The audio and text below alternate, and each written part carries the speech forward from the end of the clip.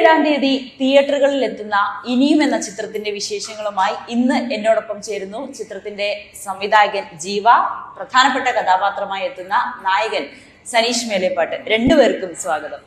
Sir, അങ്ങനെ ഇനിയും തിയേറ്ററുകളിൽ എത്തുമ്പോൾ ഒരുപാട് പ്രതീക്ഷയാണ് ഈ സിനിമയുമായി ബന്ധപ്പെട്ട് നിൽക്കുന്നവർക്ക്. എന്താണ് ഇനിയും? നമുക്ക് ട്രെയിലർ കാണുമ്പോൾ ഒരു കുടുംബ ചിത്രമാണെന്ന് മനസ്സിലാകും. ചിത്രത്തെക്കുറിച്ച് ഇനിയും എന്ന സിനിമ കുടുംബ ചിത്രമാണ്. ഫാമിലി ആയിട്ട് എല്ലാവർക്കും പോയി കാണാവുന്ന ചിത്രമാണ്. എന്നാൽ എല്ലാ കണ്ടന്റും അതിലുണ്ട്. അതുപോലെ നല്ലൊരു പാട്ടുണ്ട്, പിന്നെ അതിന്റെ ഫൈറ്റ് ഉണ്ട്. അപ്പൊ അതുകൊണ്ട് എല്ലാം കൊണ്ടും സിനിമ പ്രേക്ഷകർക്ക് ആസ്വദിക്കാൻ പറ്റിയ ഒരു സിനിമയാണ്. പിന്നെ ഒരു ഗ്രാമീണ പശ്ചാത്തലത്തിലാണ് സിനിമ നടക്കുന്നത്. കഥ, തിരക്കഥ, സംഭാഷണം, പിന്നെ പ്രൊഡ്യൂസർ സുധീറാണ് ചെയ്തിട്ടുള്ളത്. സുധീറിനെ കുറിച്ച് പറയുകയാണെങ്കിൽ അടാട്ട് എന്ന് പറയുന്ന സ്ഥലം, ഗ്രാമം, അവിടെ ആ പഞ്ചായത്തിലെ ഒരു പൊന്നുമാഷ് എന്ന് പറഞ്ഞൊരു മാഷിന് ആള് സാംസ്കാരിക രംഗത്തൊക്കെ നല്ല അവിടെ പ്രിയപ്പെട്ടവനാണ്. അപ്പൊ ആളുടെ ഒരു മകനാണ്. ആള് പുസ്തകങ്ങളൊക്കെ എഴുതിയിട്ടില്ല. അപ്പോ സുധീർ നല്ലൊരു സിനിമ ആളുകളും മനസ്സിൽ കണ്ടുകൊണ്ടാണല്ലേ ഈ പറഞ്ഞ പോലെ പരമരാജൻ സാറ് ഇങ്ങനെയൊക്കെയുള്ള ആൾക്കാരെ സിനിമയ്ക്ക് കണ്ട് വളർന്ന ഒരു കാലഘട്ടമാണ് എന്റെ വീടും സുധീറിന്റെ ആയ കാലഘട്ടം. അപ്പൊ ആളെപ്പോഴും പറയാറുണ്ട് ഇങ്ങനെ ഞങ്ങള് അടുത്താണ് വീടൊക്കെ.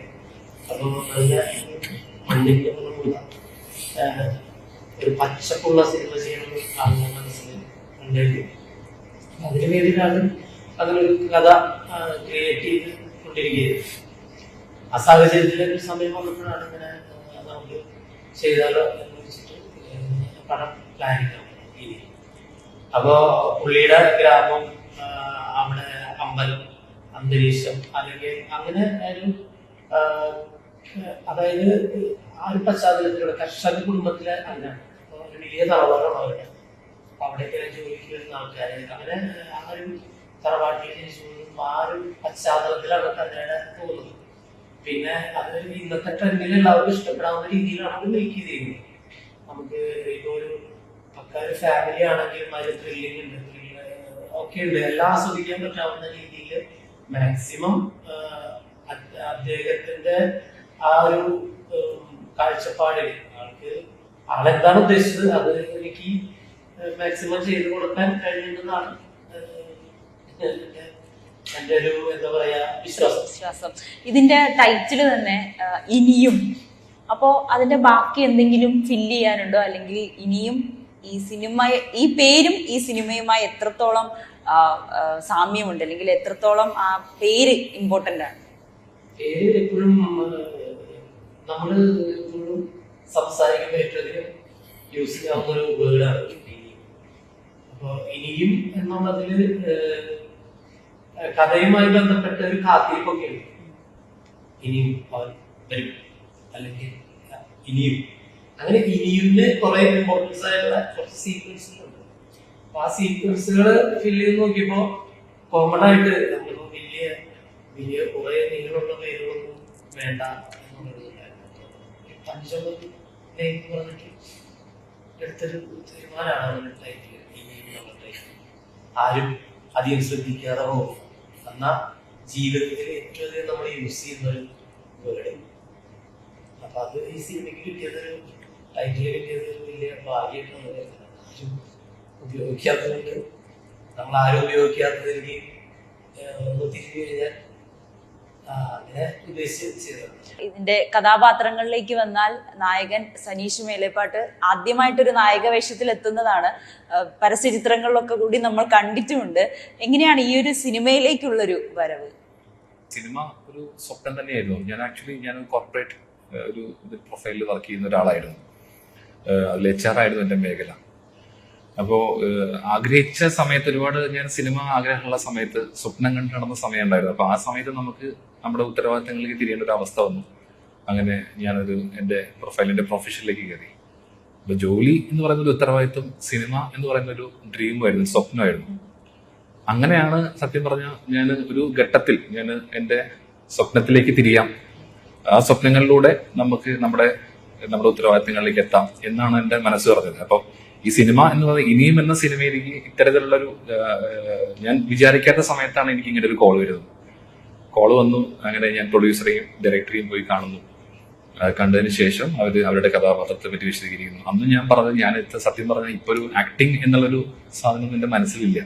അപ്പോൾ മറ്റ് നല്ല ആളുകളെ നോക്കി, നിങ്ങൾക്ക് അത്രയും താല്പര്യമുള്ള ആളുകളെ നോക്കി മുന്നോട്ട് പോകുന്നതായിരിക്കും നല്ലത് എന്നൊക്കെ പറഞ്ഞാണ്. പക്ഷെ ഇവര് തന്നൊരു കോൺഫിഡൻസ് വളരെ വലുതായിരുന്നു. പ്രത്യേകിച്ച് ഇതിന്റെ പ്രൊഡ്യൂസറായ ശ്രീ സുധീർ സേവി, ഇതിന്റെ ഡയറക്ടർ ശ്രീ ജീവ, അപ്പൊ രണ്ടുപേരും വളരെയധികം നമ്മളെ സപ്പോർട്ട് ചെയ്തു. അപ്പൊ അതുകൊണ്ട് തന്നെ ഒരു ശ്രമം നടത്താം എന്ന് ഞാൻ മനസ്സുകൊണ്ട് ആഗ്രഹിച്ചു. അതിനനുസരിച്ച് ഇതിലേക്ക് ഞാൻ വന്നു. അതാണ് എന്റെ സത്യം. ഒരുപാട് പേരുടെ ആഗ്രഹമാണ്, അല്ലെങ്കിൽ സിനിമയിൽ ഇപ്പോഴും ഒരു നായകനാകണമെന്ന് ആഗ്രഹിച്ച് നടക്കുന്ന ഒരുപാട് പേരുണ്ട്. അപ്പോൾ ആദ്യത്തെ സിനിമയിൽ തന്നെ നായകൻ എന്ന് കേട്ടപ്പോൾ ഞെട്ടിയോ? സത്യം പറഞ്ഞാൽ ഞാൻ ഈ ഒരു കഥാപാത്രം, ഒരു ലീഡ് റോൾ അല്ലെങ്കിൽ നായകൻ എന്നുള്ള ഒരു കൺസെപ്റ്റ് ഞാൻ സത്യം പറഞ്ഞാൽ ഞാൻ ഈ സിനിമയിൽ ഞാൻ അങ്ങനെ കാണുന്നില്ല. കാരണം ഞാൻ ഇതിലൊരു പുതിയൊരാളാണ്. ഒരുപാട് ആളുകൾ ഇങ്ങനെ ഒരു സിനിമ വേഷങ്ങൾ ചെയ്യാൻ ആഗ്രഹിക്കുന്ന ഒരുപാട് ആളുകളുണ്ട്. ഈ സിനിമയിൽ ഞാൻ വന്നപ്പോൾ കണ്ടത്, എനിക്ക് ഒരുപക്ഷെ ഈ അടുത്ത കാലത്ത് ഇറങ്ങിയ മലയാള ചലച്ചിത്രത്തിൽ ഏറ്റവും കൂടുതൽ ആർട്ടിസ്റ്റുകൾ അഭിനയിച്ച ഒരു സിനിമയായിട്ട് എനിക്ക് തോന്നി. എന്റെ ഒരു പെർസെപ്ഷൻ ആണ് കേട്ടോ. ഞാൻ ആ സിനിമയെ നോക്കി കാണുന്നതുകൊണ്ട് എനിക്ക് അങ്ങനെ പറയാൻ സാധിക്കും. മാത്രമല്ല അതെല്ലാം വളരെ സീനിയർ ആയിട്ടുള്ള ഒരുപാട് ആർട്ടിസ്റ്റ് ഉണ്ട്. ഇപ്പോൾ ശ്രീ റിയാസ് ഖാൻ, ശ്രീ അഷ്കർ സൗദാൻ, ശ്രീ കൈലാഷ്, അതുപോലെ സുധീർ ട്രാക്കുള, ശിവജി ഗുരുവായൂർ, സുനിൽ സുഗത, ഒരുപാട് ആർട്ടിസ്റ്റുകൾ ഇതിലുണ്ട്. ശ്രീ ദേവൻ സാർ, ഒരുപാട് ആളുകൾ. അപ്പം ഇത്തരത്തിലുള്ള ഒരു എല്ലാവരും ചെയ്ത പ്രധാന കഥാപാത്രം. അപ്പൊ ഞാൻ ഈ പറഞ്ഞ പോലെ ഈ സിനിമ ലൊക്കേഷനിൽ ചെന്ന് കഴിഞ്ഞാൽ ഇവരെന്ത് ചെയ്യുന്നു എന്നുള്ളത് ഇവരറിയാതെ നമ്മൾ കണ്ട് ഒബ്സർവ് ചെയ്യാറുണ്ട്. അങ്ങനെയാണ് നമുക്ക് എന്തെങ്കിലും ചെയ്യാൻ സാധിക്കുള്ളൂ. അല്ലെങ്കിൽ പെട്ടെന്ന് ഒരു കോർപ്പറേറ്റിന് പോയിട്ട് നാളെ പോയിട്ട് ലൊക്കേഷനിൽ പോയിട്ട് അഭിനയിക്കുക എന്ന് പറഞ്ഞാൽ it is very difficult for me. അപ്പൊ അങ്ങനെ അവരെ വാച്ച് ചെയ്യുകയും അത് കണ്ട് പഠിക്കാൻ ശ്രമിക്കുകയും ചെയ്തു. അപ്പൊ ഞാൻ എന്നെ തന്നെ വിലയിരുത്തത്, എല്ലാവരും പ്രധാന കഥാപാത്രങ്ങൾ അവതരിപ്പിക്കുന്നു. എന്നെക്കാളും സീനിയർ ആയിട്ടുള്ള ഒരുപാട് ആളുകൾ പ്രധാന കഥാപാത്രങ്ങളിൽ എത്തുന്നു. അപ്പൊ ഞാനും അത്തരത്തിലുള്ള ഒരു കഥാപാത്രം എന്നെ ഏൽപ്പിച്ചു, ഞാൻ ചെയ്തു. അങ്ങനെയാണ് ഞാൻ എന്നെ കാണുന്നത്. അല്ലാതെ ഒരു നായകൻ എന്നുള്ളൊരു രീതിയിലേക്ക് ഞാൻ ചിന്തിച്ചിട്ടില്ല. ഇത് ആ ഒരു ഫസ്റ്റ് സീൻ എടുത്തപ്പോ സ്വാഭാവികമായിട്ട് ഒരു ടെൻഷൻ ഉണ്ടാവുമല്ലോ. ആ ഒരു അനുഭവം കൂടി ഒന്ന് പറയാം. ഫസ്റ്റ് സീൻ ഒരു ക്രൗഡിന്റെ ഇടയിലാണ് ഇത് എടുത്തത്. അപ്പൊ എനിക്കിപ്പോഴും ഓർമ്മയാണ്. കാര്യം ഞാൻ അമ്പലത്തിൽ ഒരു പൂജ പരിപാടികളൊക്കെ ഉണ്ടായിരുന്നു. ആ സമയത്ത് എന്നെ സംബന്ധിച്ച് ഒരു ക്രൗഡ് ഫേസിങ് ഫിയർ ഒന്നും എനിക്ക്, കാരണം എന്റെ പ്രൊഫഷൻ അങ്ങനെ ആയതുകൊണ്ടായിരിക്കാം, അതൊരുപാട് എന്നെ സഹായിച്ചിട്ടുണ്ട്. അങ്ങനെ ഒരു ക്രൗഡിനെ ഫേസ് ചെയ്യാൻ ഫിയർ ഒന്നും എനിക്ക് ഉണ്ടായിരുന്നില്ല. പക്ഷെ ഒരുപക്ഷെ ഇതിനെ പറ്റിയുള്ള അറിവ് വളരെ കുറവായതുകൊണ്ടായിരിക്കും ആ സമയത്ത് വലിയ ടെൻഷൻ ഒന്നും ഉണ്ടായിരുന്നില്ല. അപ്പൊ എന്നോട് പറഞ്ഞു ഇത് ചെയ്താൽ മതി എന്ന് പറഞ്ഞു. ഞാനത് ചെയ്യാൻ ശ്രമിച്ചു. എനിക്ക് തോന്നുന്നത് സെക്കൻഡ് ഷോട്ടിൽ എന്തോ ഓക്കെ ആയി എന്നുള്ളതാണ്. എനിക്ക് എന്റെ ഓർമ്മ ശരിയാണെങ്കിൽ സെക്കൻഡ് ഷോട്ടിൽ ശരിയായി എന്നുള്ളതാണ്. കുറെയൊക്കെ നമ്മുടെ ഇവരുടെ സപ്പോർട്ടും പിന്നെ ദൈവാനുഗ്രഹം എന്ന് പറഞ്ഞൊരു കാര്യമുണ്ടല്ലോ. അതുകൊണ്ട് അങ്ങനെ വലിയൊരു അനുഭവമായിരുന്നു അത്. എങ്ങനെയുണ്ടായിരുന്നു സാർ ആദ്യം ഒരു നായകൻ ആദ്യമായിട്ട് ഇങ്ങനെ ഒരു വലിയ സിനിമയുടെ ഭാഗമാകുമ്പോൾ ആ ഒരു ടെൻഷൻ ഉണ്ടായിരുന്നു എന്ന് പറഞ്ഞു. എങ്കിൽ പോലും സാറിന് ആ ഒരു സംവിധായകന്റെ കണ്ണിലൂടെ കാണുമ്പോൾ സനീഷ് എന്ന ഒരു അഭിനേതാവിനെ എങ്ങനെയാണ് നോക്കിക്കാണുന്നത്? ഇത് സനീഷ് അതുപോലെ കുട്ടി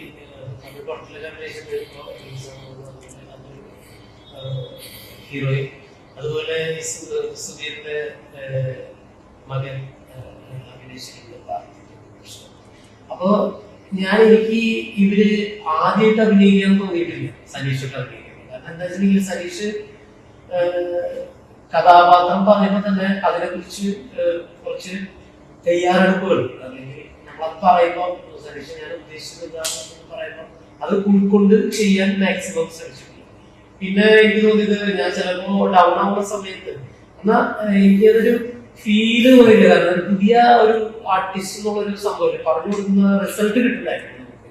പിന്നെ അതിനേക്കാൾ ഉപരി ഒരു ആർട്ടിസ്റ്റായിട്ട് ആർട്ടിസ്റ്റ്, അതായത് കൂടെ അഭിനയിക്കുന്ന ആർട്ടിസ്റ്റായിട്ട് ചെയ്യുമ്പോൾ പെർഫോമൻസ് മാക്സിമം നന്നാക്കാൻ ശ്രമിച്ചിട്ടുണ്ട്. പല സാഹചര്യങ്ങളിലും ടൈമിംഗ് ഡയലോഗ് പറഞ്ഞു കൊടുത്ത് ആ ടൈമിങ്ങിനനുസരിച്ച് പോകണമെന്ന് പറയുമ്പോൾ അതൊക്കെ മാക്സിമം ഒരു പ്രൊഫഷണൽ നല്ലൊരു ആർട്ടിസ്റ്റ് ചെയ്യുന്ന പോലെ തന്നെ നല്ല ടൈമിങ്ങില് ഡയലോഗ് പ്രസന്റേഷൻ അത് റിഹേഴ്സൽ കോമ്പിനേഷൻ ചെയ്യുമ്പോൾ വളരെ മനോഹരമായിട്ട് ചെയ്തിട്ടുണ്ട്. അപ്പോൾ ഞാൻ പറയുന്നതിൽ പുതുമുഖങ്ങൾ പറഞ്ഞിട്ട് നമ്മൾ ഇൻട്രൊഡ്യൂസ് ചെയ്യുകയാണെങ്കിൽ അവരെ ഞാനൊരു പുതുമുഖമായിട്ട് കണ്ടിട്ടില്ല. കാരണം പറഞ്ഞു കൊടുക്കുന്നത് അവർ ചെയ്യുന്നുണ്ടായിരുന്നു. അത് എനിക്ക് വളരെ എളുപ്പമായി, ജോലി ചെയ്യാൻ വളരെ എളുപ്പമായി.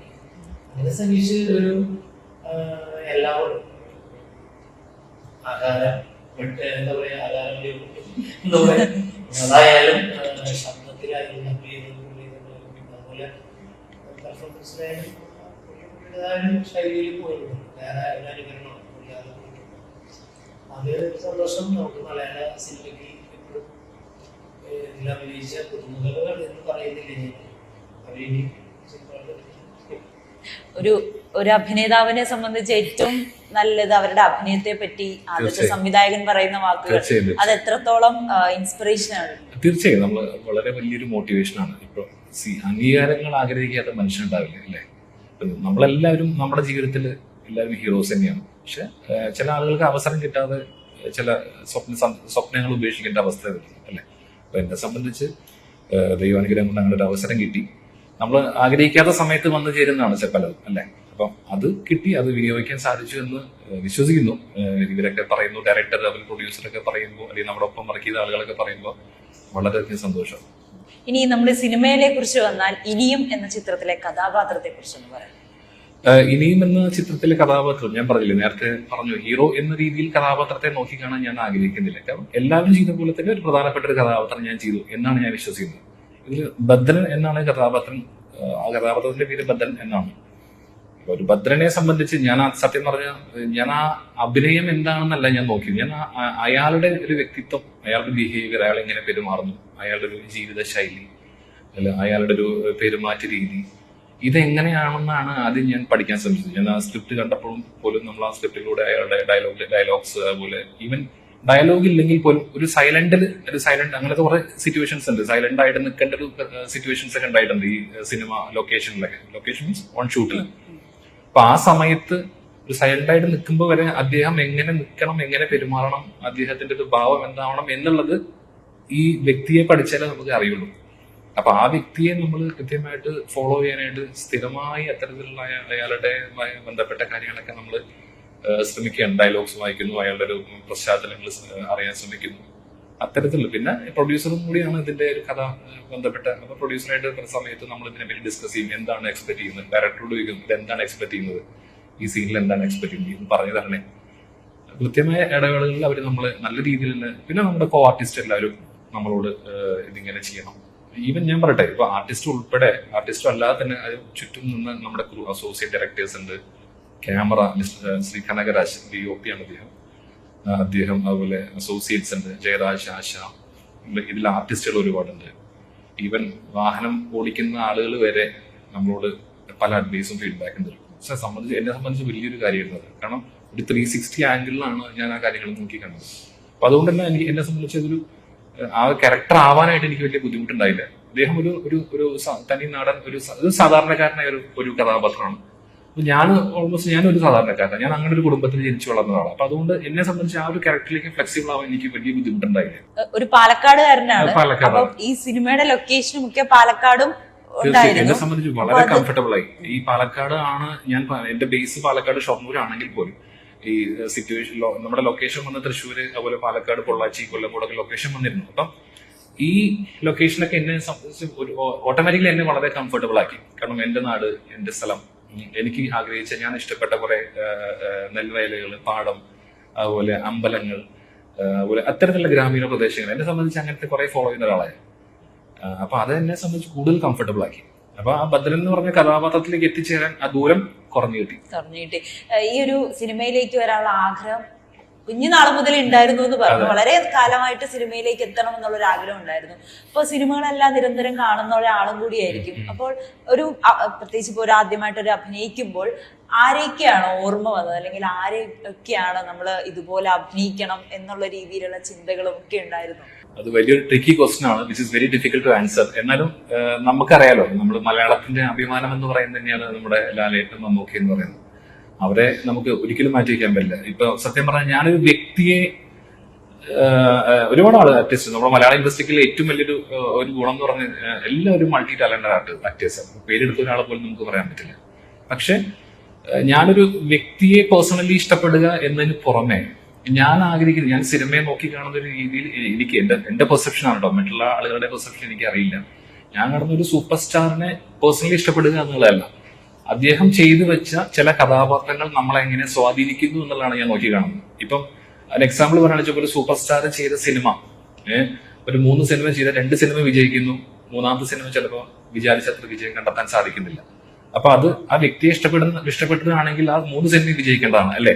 അപ്പൊ ആ ചില കഥാപാത്രങ്ങൾ നമ്മളെ എങ്ങനെ സ്വാധീനിക്കുന്നു, ആ സിനിമ എങ്ങനെ നമ്മളെ സ്വാധീനിക്കുന്നു എന്നുള്ളതാണ് ഞാൻ അങ്ങനെയാണ് നോക്കി കാണുന്നത്. കാരണം ഇപ്പൊ കിരീടം എന്ന സിനിമ, അതിൽ സേതുമാധവൻ ലാലേട്ടൻ അവതരിപ്പിച്ചത് ആ സിനിമ ഇന്നും നമ്മളെ വല്ലാതെ സ്വാധീനിക്കുന്നു.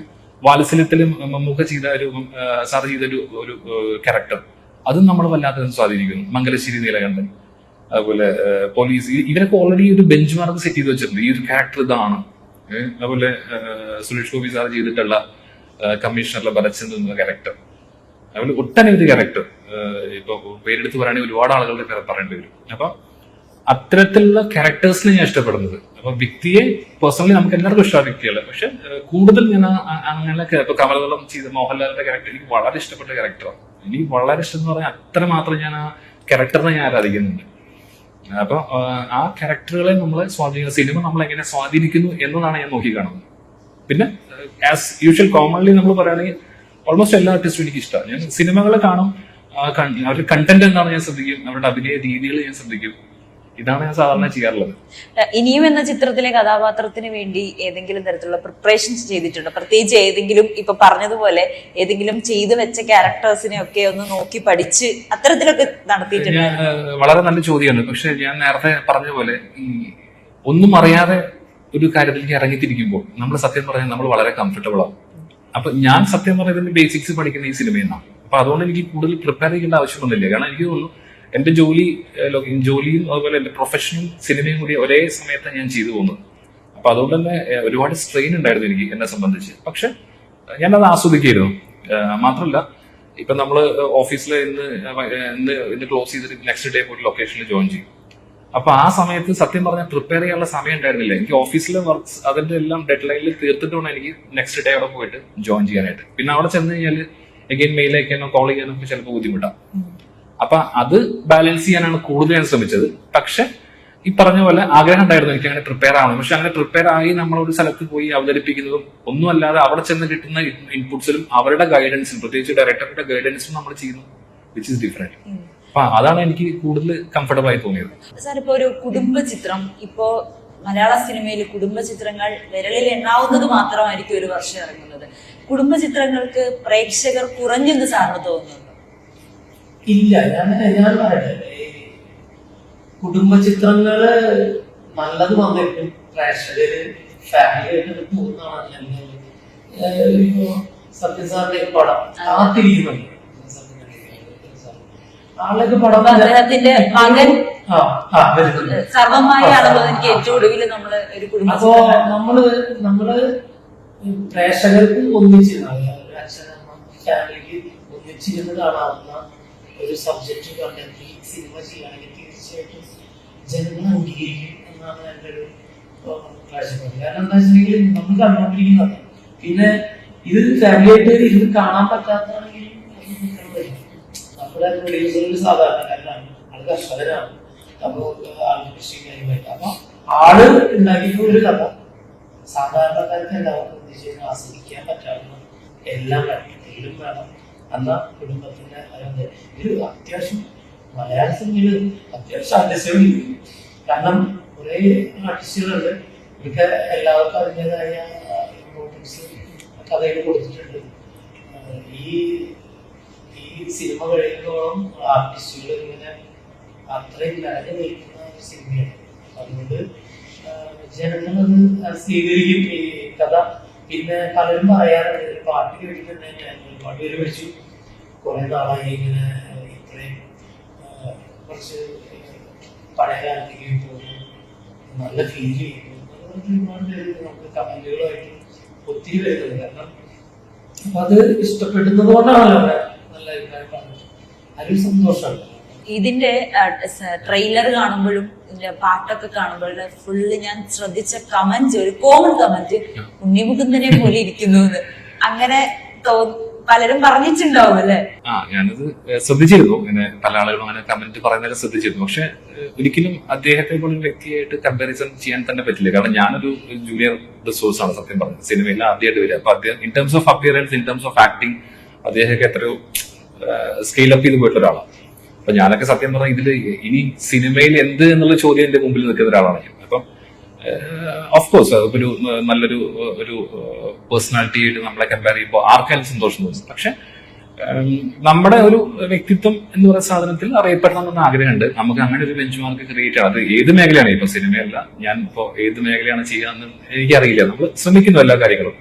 ഏത് മേഖലയിലും നമ്മുടെ ഒരു ഐഡന്റിറ്റി ക്രിയേറ്റ് ചെയ്യണം എന്നുള്ളതാണ് എന്റെ ആഗ്രഹം. ഇപ്പോൾ ഇനിയും തിയേറ്ററുകളിലേക്ക് എത്തുകയാണ്. അത് കഴിഞ്ഞിട്ട് പുതിയ പ്രൊജക്ടുകളുണ്ടോ? പ്രൊജക്ടുകൾ ഉണ്ടോ എന്ന് ചോദിച്ചാൽ ഡിസ്കഷൻസും കാര്യങ്ങളൊക്കെ നടക്കുന്നുണ്ട്. എന്നോട് 1-2 ആളുകളൊക്കെ ഡയറക്ടേഴ്സും പ്രൊഡക്ഷൻ ഹൗസൊക്കെ സംസാരിച്ചിട്ടുണ്ട്. അപ്പൊ ഈ പറഞ്ഞ പോലെ എല്ലാം ദൈവാനുഗ്രഹമാണ്. അപ്പൊ നമ്മളൊരു കാര്യം പ്ലാൻ ചെയ്യുന്ന പോലെ, ഇപ്പൊ ഈ സിനിമ തന്നെ ഞാൻ പ്ലാൻ ചെയ്ത പോലെ ആഗ്രഹിച്ച സമയത്തല്ല വന്നത്. അപ്പൊ ഞാൻ ആഗ്രഹിക്കാത്ത സമയത്ത് എന്റെ ലൈഫിലേക്ക് കയറി വന്നൊരു അവസരമാണ്. അപ്പൊ അത് ഞാൻ അങ്ങനെ തന്നെ കാണുന്നു. നടക്കാൻ സാധ്യതയുള്ളതായിട്ട് നടക്കട്ടെ, സന്തോഷമുള്ളൂ. പിന്നെ മാത്രമല്ല, ഞാൻ ആഗ്രഹിച്ചാൽ മാത്രം പോരല്ലോ. ഇപ്പൊ നമ്മുടെ സിനിമ എന്ന് പറയുന്നത് എപ്പോഴും നമ്മളെ അക്സെപ്റ്റ് ചെയ്യണം. നമ്മൾ ഈ കാണുന്ന പ്രേക്ഷകരെ നമ്മൾ അക്സെപ്റ്റ് ചെയ്യണം. അതാണ് ഏറ്റവും വലിയ ടാർഗറ്റ്. നമ്മൾ എന്ത് ഇൻവെസ്റ്റ് ചെയ്താലും, സമയം ഇൻവെസ്റ്റ് ചെയ്താലും, നമ്മൾ even in terms of money എന്ത് നമ്മൾ ഇൻവെസ്റ്റ് ചെയ്താലും നമ്മളെ അക്സെപ്റ്റ് ചെയ്യാൻ ഒരു കൂട്ടം പ്രേക്ഷകരുണ്ടെങ്കിൽ മാത്രമേ നമുക്ക് സർവൈവ് ചെയ്യാൻ പറ്റുള്ളൂ. അപ്പൊ മാക്സിമം ചെയ്യണമെന്ന് ആഗ്രഹമുണ്ട്. ഒരുപാട് പ്രൊജക്ടുകൾ, 1-2 പ്രൊജക്ടുകൾ ഡിസ്കസ് ചെയ്യുന്നുണ്ട്. പക്ഷെ എനിക്ക് എന്നോട് തന്നെ ഞാൻ പറയാറുള്ളത്, എന്നെ കുറെ കൂടി ഗ്രൂം ചെയ്യണം. ഞാൻ അങ്ങനെ തന്നെ ചിന്തിക്കും. പേഴ്സണലി ഞാൻ എന്നെ തന്നെ കുറെ ഗ്രൂം ചെയ്ത് ഡിഫറെന്റ് ആയിട്ടുള്ള ക്യാരക്ടേഴ്സ് ചെയ്യാൻ ആഗ്രഹം എന്റെ ഉള്ളിലുള്ളതുകൊണ്ട് അങ്ങനെ ഞാൻ കാണുന്നു. പറഞ്ഞ പോലെ ദൈവം സഹായിച്ച അങ്ങനെ അവസരങ്ങൾ വരികയാണെങ്കിൽ ചെയ്യാൻ താല്പര്യമുണ്ട്. എന്തായാലും സിനിമ ഉടനെ തിയേറ്ററുകളിലേക്ക് എത്തുകയാണ്. പ്രേക്ഷകരോട് എന്താണ് പറയുന്നത്? പ്രേക്ഷകരോട് പറയാനുള്ളത്, ഇത് ഞാൻ നേരത്തെ ഡയറക്ടർ സൂചിപ്പിച്ചപ്പോൾ തന്നെ ഇതൊരു മലയാളത്തിന്റെ, സത്യം പറഞ്ഞാൽ മലയാളത്തിന്റെ മണമുള്ള ഒരു സിനിമ എന്ന് പറയും. കാരണം ഇപ്പൊ നമ്മുടെ ഇപ്പോ ഈ ഗൃഹാതുരത്വം അല്ലെങ്കിൽ ഇതൊക്കെ സത്യം പറഞ്ഞാൽ എല്ലാവർക്കും ഇഷ്ടം അതൊക്കെ. പക്ഷെ ഇതൊക്കെ ഇൻസ്റ്റാഗ്രാം റീലുകളിലും ഒക്കെ നമ്മൾ ഒതുങ്ങിപ്പോയി. അപ്പൊ ഈ സിനിമ കാണാൻ നിങ്ങൾ വന്നു കഴിഞ്ഞപ്പോ, ഒരു പ്രേക്ഷകൻ ഒരു സിനിമ കാണുമ്പോൾ തന്നെ സമയത്ത് നമ്മൾ ഒരുപാട് അവകാശവാദങ്ങളൊന്നും പറയാനില്ല. ഒരു സാധാരണക്കാരുടെ സിനിമ. ഞാനൊരു സാധാരണക്കാരനോട് എനിക്ക് സിനിമ, ഈ കഥ എനിക്ക് വളരെ അട്രാക്റ്റഡ് ആയി തോന്നി. അപ്പൊ നമ്മളെപ്പോലെ, നിങ്ങളെപ്പോലെ, എല്ലാവരെ പോലെ സാധാരണക്കാരെ അവർക്ക് അവരെ സ്വാധീനിക്കാൻ തരത്തിലുള്ള ഒരു കുടുംബ പ്രേക്ഷകർക്കുള്ള സിനിമയാണ്. നമ്മൾ 2 മണിക്കൂർ അവിടെ സ്പെൻഡ് ചെയ്യുന്ന സമയത്ത് നമ്മുടെ ഈ ഗൃഹാതുരത്വം, കേരളത്തിന്റെ മനുഷ്യരുടെ നന്മ, പിന്നെ ഈ പറഞ്ഞ പോലെ കുറച്ച് സത്യസന്ധതയും അങ്ങനെയൊക്കെ ജീവിച്ചു പോയ ആളുകളുടെ ഒരു കഥ, അവര് ഫേസ് ചെയ്യേണ്ട ചലഞ്ചസ് എല്ലാം ഉണ്ട്. റൊമാൻസ് ഉണ്ട്, ഫൈറ്റ് ഉണ്ട്, ഇമോഷൻസ് ഉണ്ട്. ഒരു ചെറിയ എന്ന വലിയ ഒരു സിനിമ. സാർ എന്താണ് പ്രേക്ഷകരോട് പറയാനുള്ളത്? എല്ലാവരും ഈ സിനിമയും ഇതില് അഭിനയിച്ചവരെയും ഈ സിനിമ എല്ലാവരും സ്വീകരിക്കട്ടെ, പ്രോത്സാഹിപ്പിക്കണം. എല്ലാവരും തിയേറ്ററിൽ പടം കാണും.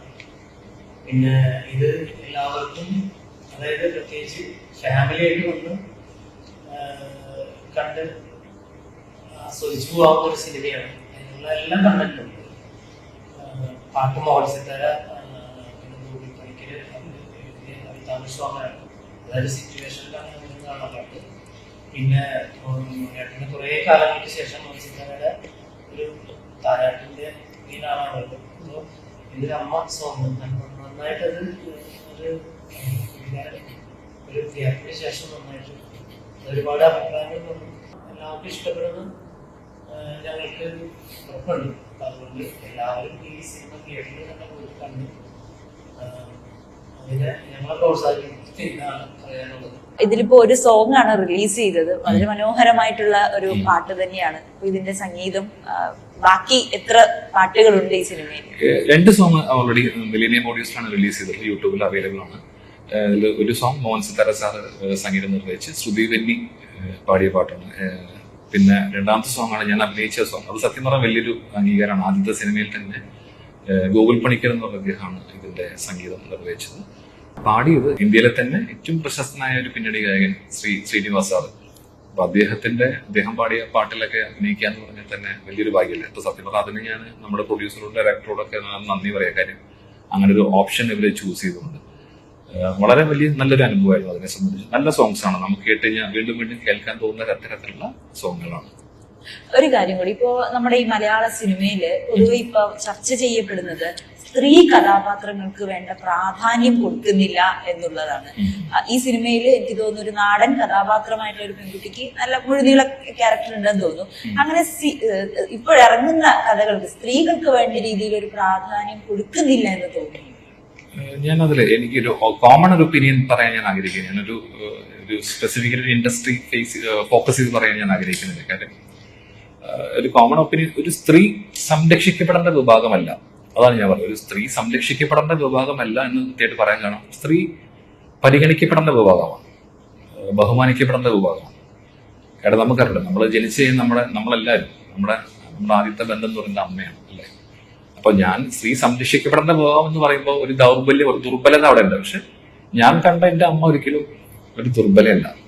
അപ്പം അതുകൊണ്ട് തന്നെ ഒരു സംരക്ഷിക്കപ്പെടേണ്ടതല്ല, പരിഗണന കൊടുക്കണം. അപ്പൊ ഞാൻ ഏത് മേഖലയാണെങ്കിലും, ഇപ്പോൾ നമുക്ക് സിനിമയല്ല, ഇപ്പോൾ വേറെ ഏത് കോർപ്പറേറ്റ് മേഖലയാണെങ്കിൽ പോലും സ്ത്രീകൾക്ക് അവസരങ്ങൾ ഒരുപാടുണ്ടാവണം. അപ്പൊ ഞാൻ കണ്ട എന്റെ ഒരു പെർസെപ്ഷനിൽ ഞാൻ കുറെ സ്റ്റഡീസ് ഒക്കെ നടത്താറുണ്ട്, ഡൈവേഴ്സിറ്റി ബന്ധപ്പെട്ട സ്റ്റഡീസ് ഒക്കെ നടത്താറുണ്ട്. അപ്പോ കാരണം എന്റെ സീനിയർ ഉണ്ടായിരുന്നു, ഒരു ഡോക്ടർ ബിന്ദു എസ് എന്നായിരുന്നു അവരുടെ പേര്. അപ്പൊ അവര് ഇതുമായി ബന്ധപ്പെട്ട ഒരു വലിയൊരു പ്രൊഫഷണലാണ്. അപ്പൊ അവരുടെ അടുത്ത് ആ മാഡത്തിൽ നിന്ന് ഒരുപാട് കാര്യം പഠിച്ചിട്ടുണ്ട്. അപ്പൊ അതുകൊണ്ട് തന്നെ എനിക്കും ചില കാര്യങ്ങളിൽ അതിനെ സംബന്ധിക്കുന്ന കാര്യം റിസർച്ച് ചെയ്ത് നോക്കുന്ന ആഗ്രഹം ഉണ്ടായിരുന്നു. അപ്പൊ അതിന്റെ ഭാഗമായിട്ട് ഞാൻ ചില ഡിസ്കഷന്റെ ഭാഗമായിട്ടൊക്കെ സംസാരിച്ചപ്പോൾ എനിക്ക് തോന്നിയത്, സ്ത്രീകൾ ഈ സ്റ്റാർട്ടിംഗ് ലെവലിൽ ഒരുപാട് സ്ത്രീകൾ ഏത് ഓർഗനൈസേഷനിലാണെങ്കിൽ പോലും ഒരുപാട് സ്ത്രീകളുണ്ടാവും. പിന്നീട് ടോപ്പ് ലെവൽ പോകുന്ന സമയത്ത് സ്ത്രീകളുടെ പ്രാധാന്യം കുറഞ്ഞു വരും. അതെന്തുകൊണ്ട് എന്നുള്ളത് വളരെ ഒരു പ്രസക്തമായ ചോദ്യം. അപ്പൊ അത് മാറണം. ഈക്വലി അവരും റെസ്പോൺസിബിൾ ആണോ, ഈക്വലി അവർക്ക് പ്രാധാന്യം കൊടുക്കണം, ഈക്വലി റെമ്യൂണറേഷൻ നമ്മൾ കാണാം. അത് ഏത് മേഖലയാണെങ്കിലും അങ്ങനെ തന്നെ വേണം. അപ്പൊ അതുകൊണ്ട് സ്ത്രീകൾക്കുള്ള പ്രാധാന്യം എല്ലാവരുടെയും ഫണ്ടമെന്റൽ റൈറ്റ്സ് അല്ലേ, നമ്മുടെ മൗലികാവകാശം, നമ്മുടെ ഭരണഘടന പറയുന്നുണ്ടല്ലോ. അത് പുരുഷനാണെങ്കിലും സ്ത്രീ ആണെങ്കിലും അത് നിർബന്ധമായിട്ടും ഈക്വൽ ആവണം. എല്ലാവർക്കും കൃത്യമായ പ്രാധാന്യം വേണം. അത് സ്ത്രീയോ പുരുഷനെന്നോ ഒരു ഭേദമില്ലാതെ തന്നെ വേണമെന്നാണ് എൻ്റെ ഒരു അഭിപ്രായം. രണ്ടുപേർക്കും എല്ലാവിധ ആശംസകളും. ഇനി നമ്മൾ അടുത്തൊരു ചിത്രത്തിന്റെ വിശേഷങ്ങളുമായി വീണ്ടും കണ്ടുമുട്ടട്ടെ എന്ന് പ്രാർത്ഥിക്കുന്നു. Thank you so much.